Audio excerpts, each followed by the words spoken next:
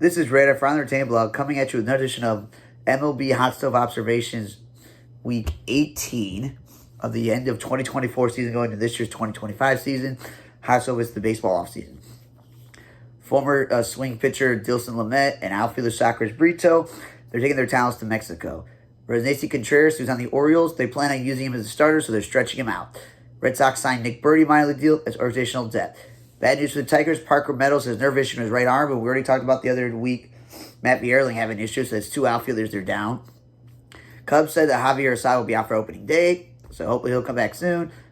Justin Lawrence, the Rockies, put him on outright waivers, and he had a terrible season last year, so you know what? It made sense. Pittsburgh picked him up. Let's see what Pittsburgh can do with him. Casey Kelly signed a my deal with the D-backs. Seth Martinez, after bouncing around between Arizona, Miami, whatever. He's now on the Mariners. Jeff Criswell, unfortunately, it's Tommy John surgery. It's better to get it done with as quick as possible instead of in October. Chase DeLauder has core muscle surgery, so he's out for a while. Cardinals, Zach Thompson's out a month with a lat issue. Yohan Avadio has been officially put on the 60-day injury list for the Pirates. Yankees officially shut down Gill for 6 weeks because of a last strain, so that's not good for them. Means they'll have to probably use Marcus Stroman. Mets outright Sean Reed-Foley. Nationals officially outright Stone Garrett. I'm surprised no one picked him up. He's a young outfielder who has some potential, but I guess not. Cubs signed Yency Almonte to minor league deal. Red Sox signed Jose De Leon to minor league deal. The A's are officially shutting down Brady Brasso with a shoulder injury.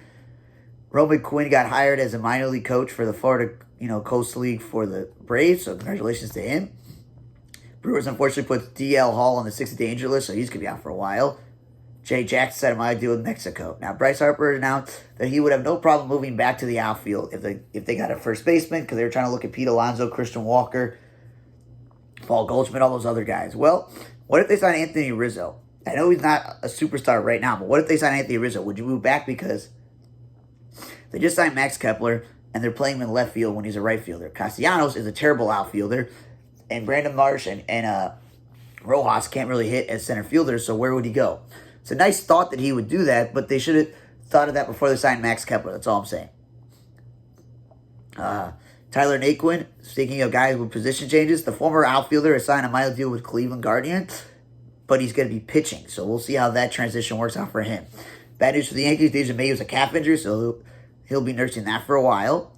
Rays announced that Caballero, the utility infielder, and Palacios, who's a utility player who's also played the outfield, are going to get reps in the outfield. Well, if Chris Morel's also in the outfield, then just have a whole outfield full of infielders, Tampa Bay. What are you doing? You've been falling down. Don't think you're going to be a playoff team. What's going on there?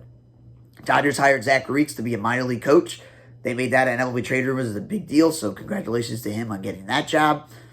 Billy Epler's been hired as special advisor for the Brewers, and remember, he was former Angels GM, the Mets GM, and he got suspended for the stuff with the Mets. So now he's back, and he's on the Brewers, so let's see how that happens there.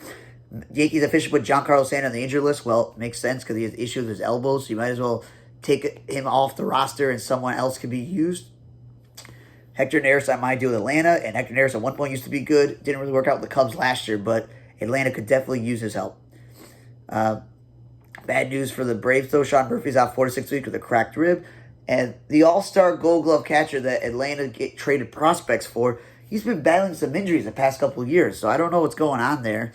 Things are just not going well recently for him, so that's not good there. Jose Quintana, though, signed a $4.25 million deal with the Brewers. That's a good move. We just talked about DL Hall going to the 60-day injury list. Brandon Woodruff starting the year in the injury list, coming back from his injury. So definitely Milwaukee needs a guy like Quintana, who's a left-handed pitcher. He eats innings. He's not an ace, but he eats innings, and that'll be helpful for the Brewers to try to get back to the playoffs if you got Quintana in a rotation with Freddie Peralta. That's not bad, and they still have Aaron Savali, so not bad. It's not the best rotation, but not terrible.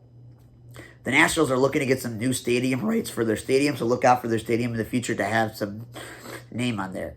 Padres signed Jose Iglesias to minor league deal, and we all talked about in the recent weeks that Bogarts is moving back to shortstop, Cronenworth's moving back to second base, and Ariza is going to get a lot of at-bats at first base, but they also brought in Connor Joe, and they signed Gavin Sheets, and they signed a few other guys who can play first base, so we'll see what happens there when it comes to the infield alignment, but Iglesias would be a very good backup or a very good starting second baseman. But if Bogarts is your shortstop and he's a terrible offensive player, then maybe in the late innings, Iglesias would take over it. That is what my understanding is on that.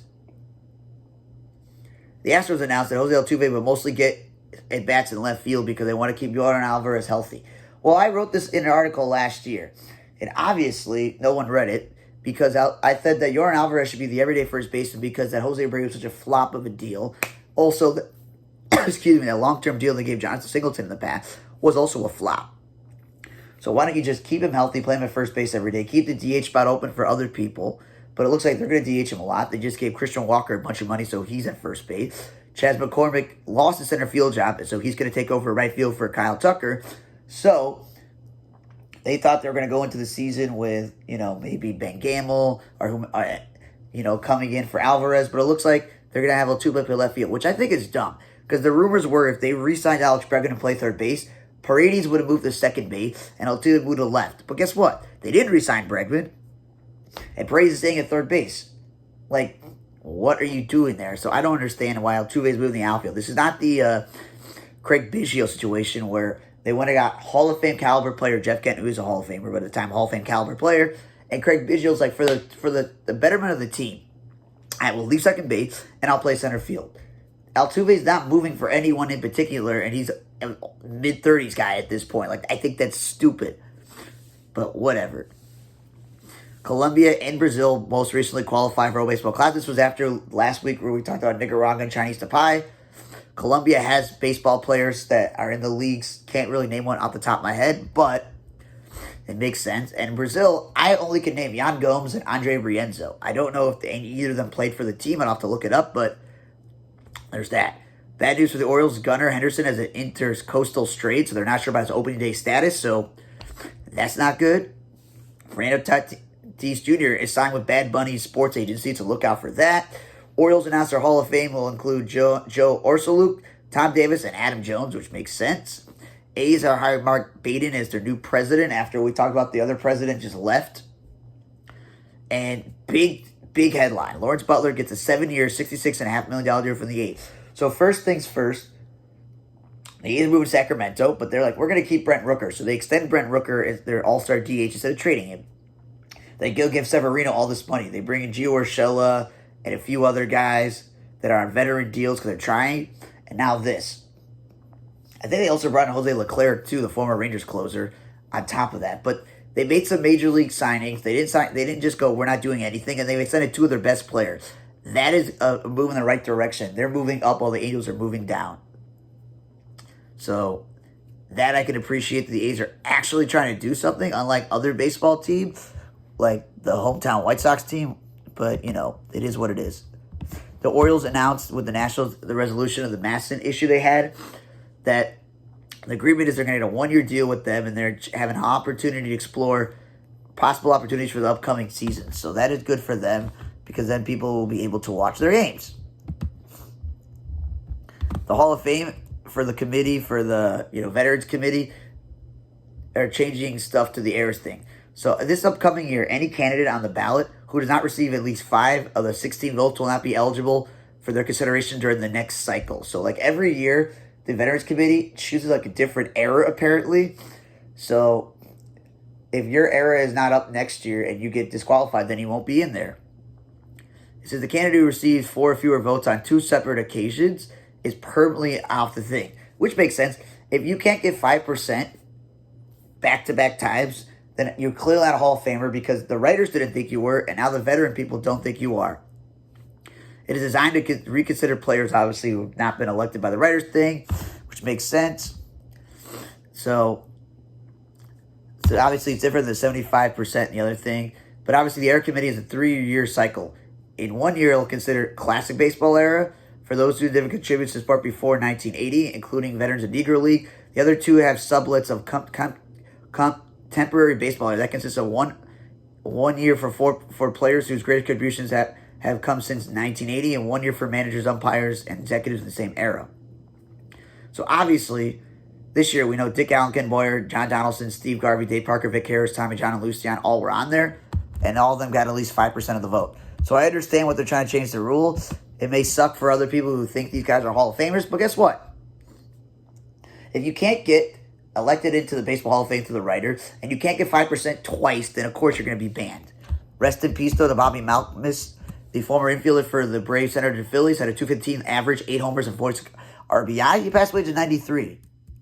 He also managed the minor leagues with 1 championship, scouted for Cleveland and San Diego, and continued to scout for Cleveland up until his untimely death. I mean, ultimately he passed away. So rest in peace to him. Let's end on happy news. Happy trails to Mike Moustakas, a longtime third baseman infielder, has announced his retirement at the age of 36. He had a 247 record, 1,252 hits, 250 home runs, 683 RBI. We all going to know him from his time with Kansas City and Milwaukee, but he also played for the Reds, Rockies, Angels, and then the White Sox cut him in spring training. And last year, the Sox, Mercado was hurt, and they had a hole at third base. It would have been nice to see that. He was a 3-time All-Star, 2 with the Royals, well, the Brewers. He won a World Series with the Royals, and they went to back-to-back World Series, and then he won a Comeback Player of the Year with them.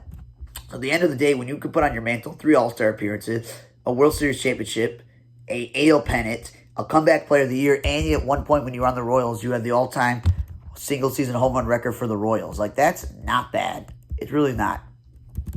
So, happy trails to Mike Moustakas.